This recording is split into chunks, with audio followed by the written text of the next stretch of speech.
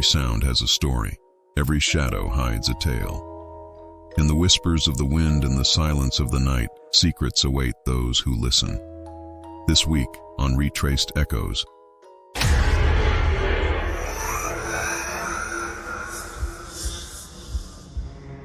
The history of the Ohio State Reformatory, which was designed in 1886 and completed in 1919, is filled with instances of brutal and inhumane treatment of inmates. Initially intended for young males convicted of their first offense, it eventually became overcrowded with hardened criminals. The punishments meted out were often barbaric, contributing to the facility's dark and oppressive atmosphere. The prison was finally closed in 1990, following a lawsuit over the inhumane conditions. Today, it operates as a museum and is a popular location for movie productions and paranormal investigations. The Reformatory is reputed to have several hotspots of paranormal activity. These include the chapel, once an execution ground, resonates with ethereal echoes, while the infirmary, a witness to innumerable untimely demises, murmurs with the sounds of the unseen. The library, enshrouded in mystery, holds a spectral presence that lurks in its silent shelves. Below, in the chilling depths of the basement, linger the spirits of a young boy and a malevolent guard, their stories woven into the fabric of the Reformatory. But it is the whole, a place of isolation and madness that grips the heart with icy fear. Here, in the abyss of despair, many were pushed beyond the brink, leaving behind echoes of insanity. Visitors step cautiously through these haunted halls, where shadows flit and unseen whispers fill the air. Every corner of the Ohio State Reformatory, from its abandoned cells to its ghost-filled corridors, invites you to peer into the heart of darkness, where the veil between this world and the next is perilously thin.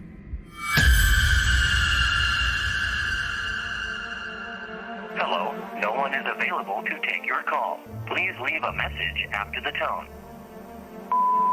Hey Bert, it's Jenna. I was near the warden's quarters, and I swear I heard voices. A man and a woman just talking. But the room was empty. It was eerie, like listening to a conversation from the past. Gave me the creeps, thinking about the history of that place. Next message. Hey Bert, this is Alex. You won't believe this, but on the road to the Reformatory, I saw a figure, looked like that local legend. Phoebe Wise. She was right there by the roadside, then just vanished. It was so sudden, so real. I'm still trying to wrap my head around it. Next message. Bert, it's Dan. I was in the chapel at the Reformatory.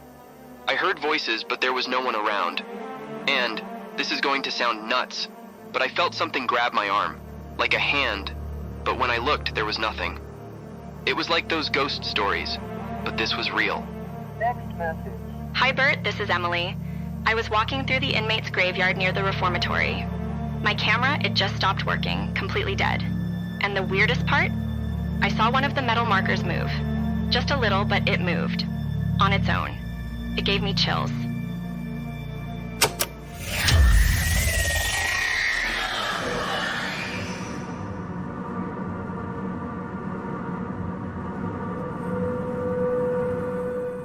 Welcome back to Retraced Echoes, a journey into the mysterious world of the supernatural and the unexplained. As always, I'm your host. My name is Bert. I'm going to be your guide through these uncharted territories. Firstly, I'd love to say welcome to 2024. We survived 2023 and here we are. We are in season 2, episode 1. I'm super excited. We're making some subtle changes and I hope you guys enjoy the changes. If you enjoy them, please let me know in the comments down below. So for those of you that came from 2023, welcome back. For those of you that is new to our podcast here in 2024, I just want you to understand that each episode is basically a tapestry of history and mystery. I weave that from verified accounts, incredible tales of the paranormal. Imagine, if you will, sitting around a campfire, crackling flames, casting shadows. That's all while I recount tales that blur the lines between reality and the beyond. Now, I try to focus on more than just the eerie and the unsettling, though that is two of my favorite things. I also look to seek and unravel the story behind the story, to understand the why and the how of all these supernatural occurrences Here, we're not just passive listeners, we're investigators, we're skeptics, believers, and above all, we're storytellers. Now, in today's episode, we're going to be venturing into the haunted depths of the Ohio State Reformatory, and that's in Mansfield, Ohio. I've walked the grounds of this location, and it is absolutely massive. This location was crazy, just trying to move any type of audio video equipment around it, and there's not a lot of rooms. Like if you're up on the top decks or if you're heading down to the basement, the staircasing where you walk up and down, there's not a lot of room. But probably one of the coolest locations I've personally ever been to. If you are a movie fan, Shawshank Redemption, that was filmed at this location. So it's got a whole bunch of stuff going on. And my understanding, based on one of the guys that helps operate this location, the last time I was there, apparently during the filming of Shawshank Redemption, they had a lot of haunting type things, which could you imagine? You're trying to shoot a film and all of a sudden you have something move or hear voices somewhere. That would be totally crazy, but apparently this location had it. At least that's what the guy told me. Now, at the very beginning, the narration told you a little bit about what's going on at the location. Obviously, it's got a very gothic looking structure, but it's got a very turbulent and a very tragic past, which should not be any kind of surprise for any kind of haunted location. It was operational from the late 19th century until the closure in 1990. And the Reformatory has been the site of numerous paranormal sightings and experiences, from the ghost of a former warden's wife, which is said to still linger in the administration wing, to the unexplainable occurrences in the solitary confinement cells. Each corner of this historical institution, it just screams with tales from the other side. So as we peel back the layers of this storied past, join me in uncovering the secrets hidden within the walls of the Ohio State Reformatory. Prepare to be immersed in the experience where the past and the present converge, and the line between the world and the next is as thin as a whisper. Echoes of the past. Unveiling the secrets of the Ohio State Reformatory.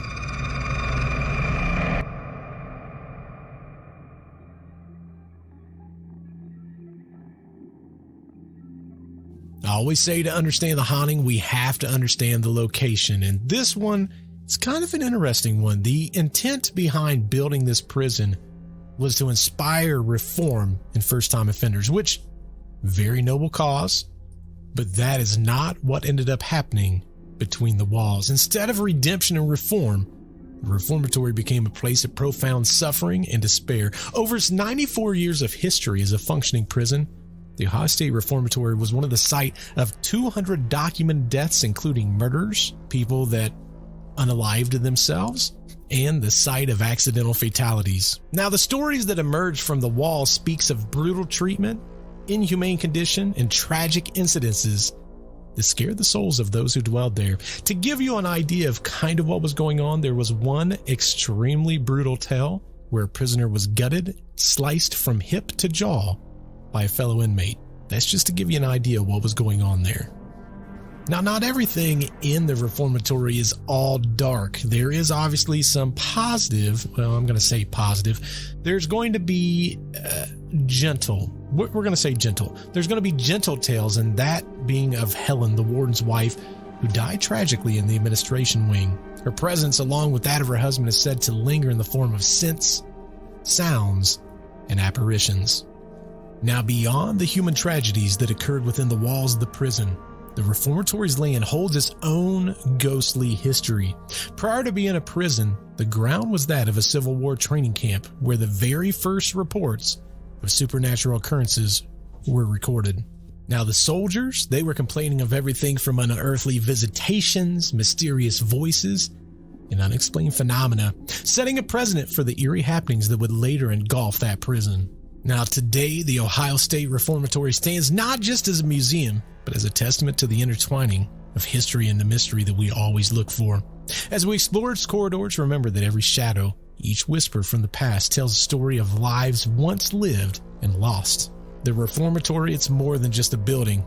It's a portal to the past, a keeper of secrets, and a haven for restless spirits. The first stirrings of the unseen.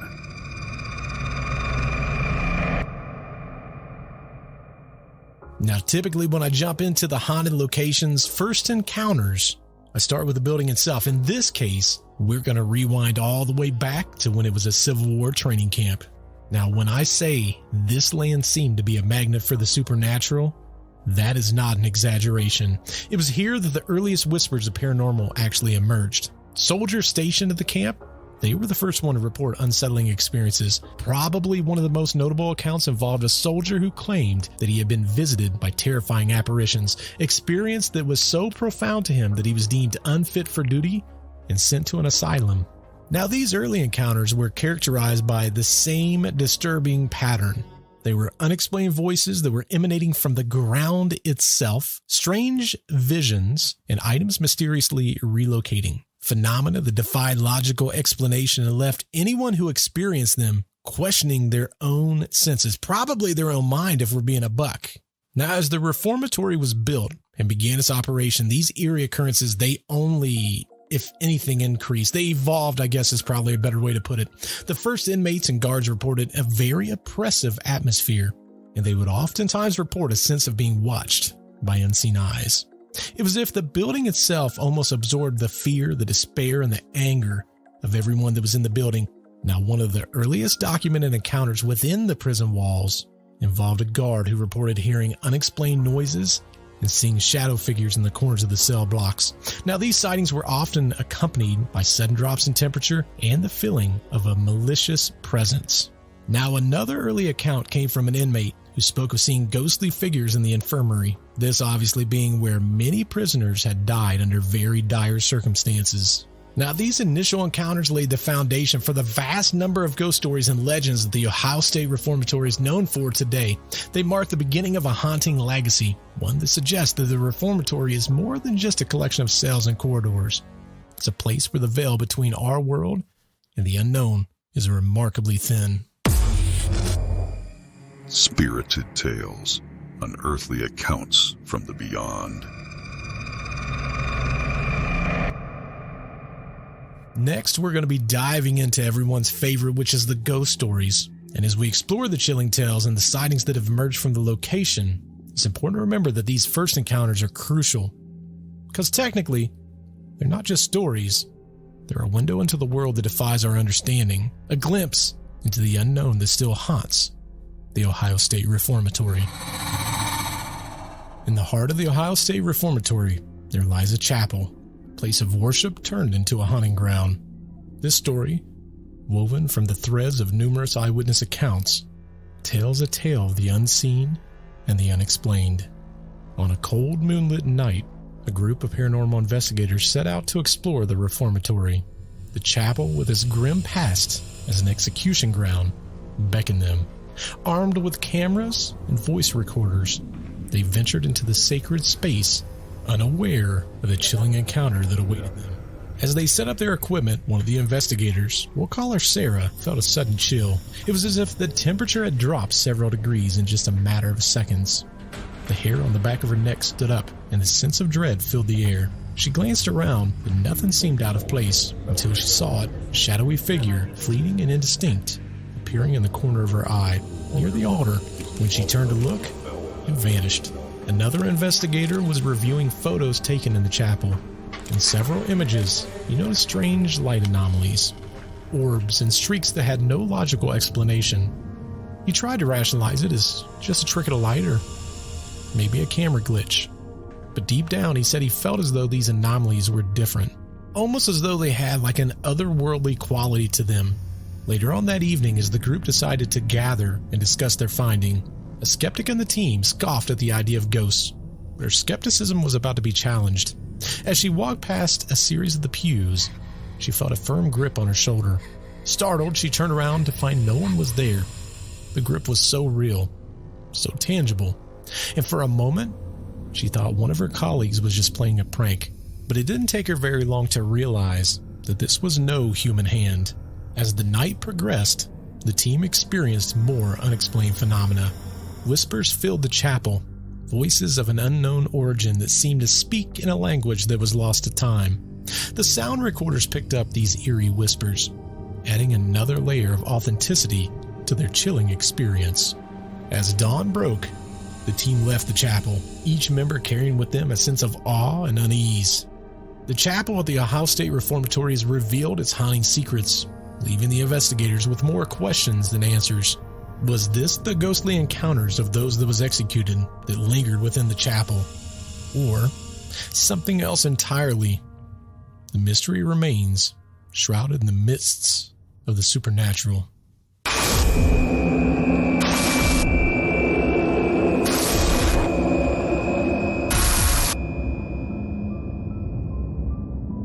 In the shadowed halls of the Ohio State Reformatory, the infirmary stands as a chilling reminder of a grim past.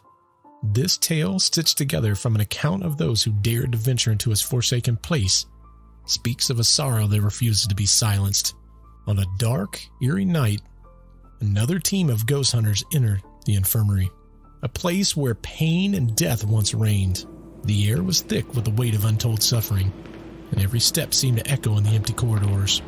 They set up their equipment, hoping to capture evidence of the entities that are said to linger. As they moved through the rooms, they felt sudden, unexplained gusts of wind, as though the entities themselves were rushing right past them. Now these gusts seemed to carry with them anguish of souls long departed, a reminder of the neglect and suffering that was once commonplace between these walls.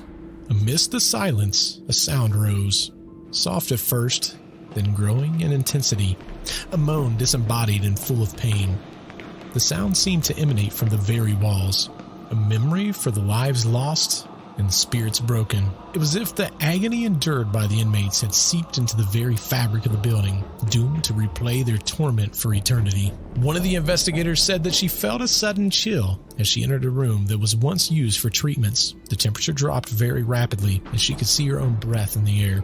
She heard a moan again, closer this time, filled with such despair that it sent shivers right down her spine. She also felt an overwhelming sense of sadness, a sorrow so profound it was almost tangible. Now, as the night wore on, the team experienced more unexplained phenomena, shadows going across the walls and the sound of shuffling footsteps echoed in the empty halls. It was as though the ghosts of former patients still roamed in the infirmary, trapped in the perpetual cycle of suffering and despair. As the team packed up to leave, they left with heavy hearts. They had come to seek ghosts, but found instead the haunting reminder of the cruelty and inhumanity that can exist in the human heart. The moans of the infirmary, the gusts of wind, the shadows, all were manifestations of a pain that time had not erased. For them, it was here that the past was not just remembered, it was relived.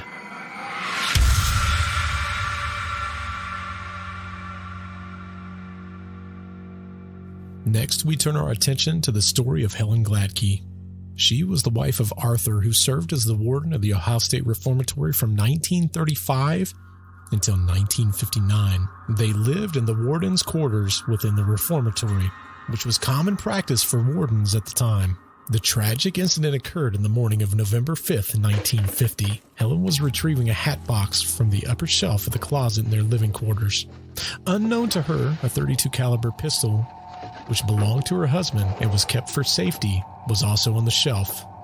As she moved the hat box, the pistol fell, hitting the floor and discharged, shooting Helen right through her lung. Despite immediate medical attention, Helen's injuries was severe. She was taken to the Mansfield General Hospital, where she battled for her life. Tragically, 2 days later, Helen succumbed to her injuries. Complications, including pneumonia, contributed to her death. Nowadays, when visitors visit the warden's quarters, it is not uncommon for them to report a very mysterious phenomenon. It is not uncommon for visitors to report the faint, unmistakable scent of roses, which was a fragrance that Helen was known to favor. Now, this floral scent appears without any apparent source, wafting through rooms and corridors where Helen once lived. Some recount hearing soft, muffled whispers in the rooms that once served as a warden's living quarters. Now, these whispers, gentle and soft, seem to echo with a certain sadness. They're often attributed to Helen, as if she's still tending to her home, trapped in the time and place of her untimely death. One of the most eerie experiences shared by visitors involves a large mirror in the warden's quarters. People have reported seeing the fleeting reflection of a woman, believed to be Helen, appearing and vanishing in the blink of an eye. This ghostly image is often accompanied by a feeling of deep sorrow, as though the mirror itself holds the memory of Helen's tragic fate. There are also accounts of visitors feeling a gentle, unseen touch especially when standing near Helen's belongings or in the area where the tragic accident occurred. Some interpret this as Helen's way of acknowledging their presence. The ghost story of Helen adds a very deep layer to the already rich tapestry of the tales from the Ohio State Reformatory. Now, whether or not these experiences are true manifestations of Helen's entity, they undeniably contribute to the mystique and allure of the historical site, intertwining the past with the present in a haunting dance of memory and legend.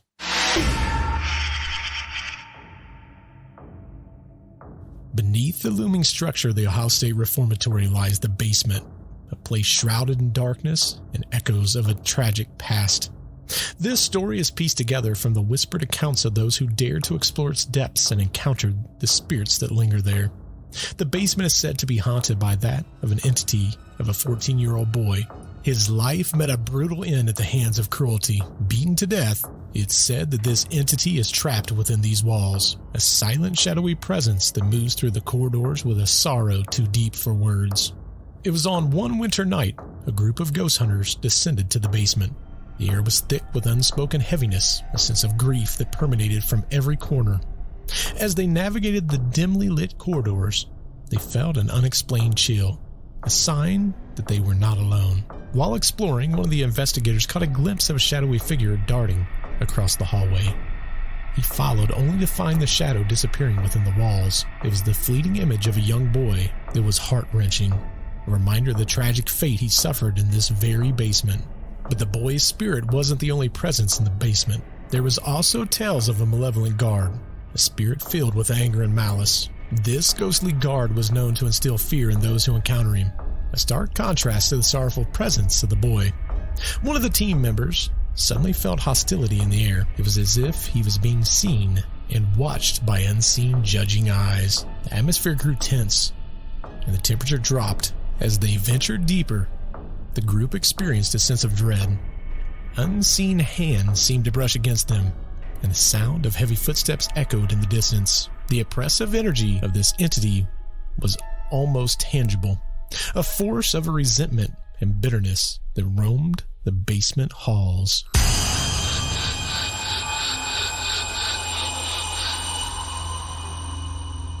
In the ominous depths of the Ohio State Reformatory, there exists a place known as the Hole, a solitary confinement area within the basement that harbors a chilling history. This story draws from the harrowing experiences of those who dare to explore in its confines. This group of paranormal investigators seek to uncover the truth buried in the reformatory, descended into the basement to confront the infamous Hole. Known for its role in driving inmates to the brink of madness, the area promised to be a confrontation with the unknown. As they entered, each member of the team was struck with a wave of nausea, an oppressive sensation that seemed to originate from the very walls of the confined cells. The air was cold, unnaturally so, and filled with a sense of despair that seemed to seep right into their bones.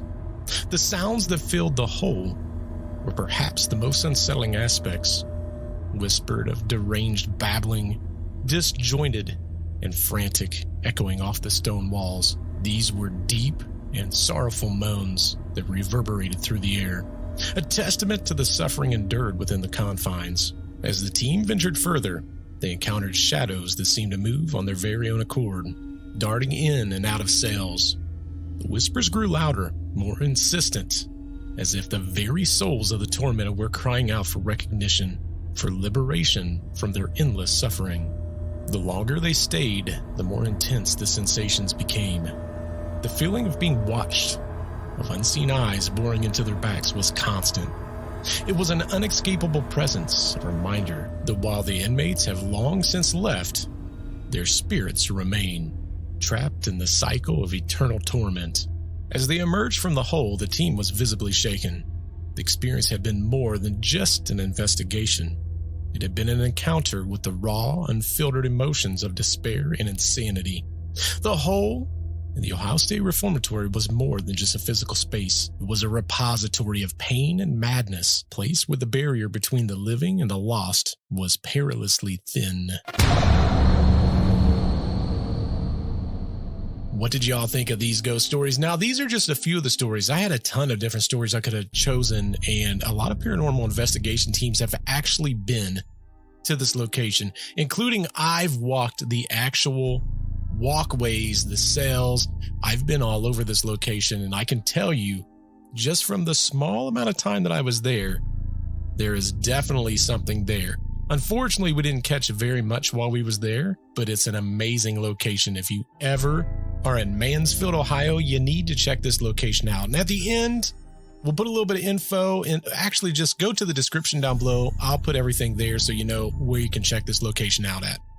No episode of mine is complete without some form of a skeptical viewpoint. Now, while the hauntings and the tales of the hauntings at the Ohio State Reformatory are compelling, they're rich, they've got a ton of detail, it's important to consider the skeptical viewpoint because that offers some type of an alternate explanation for these supernatural claims. Now, skepticism in paranormal research is crucial because it provides a balance of the perspectives, and they challenge our way of looking just beyond the surface of the ghost stories.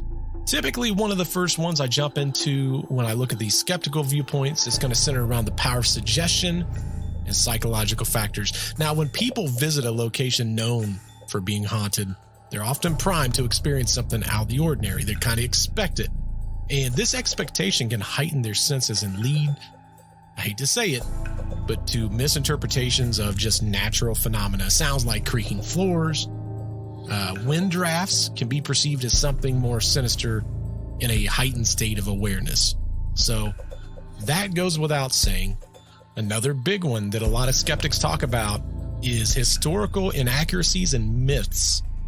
And every story has the potential for historical inaccuracies and the growth of myth over time. That obviously goes without saying. And some of the stories associated with the Reformatory may have been exaggerated or even altered as they've been passed down from generation to generation.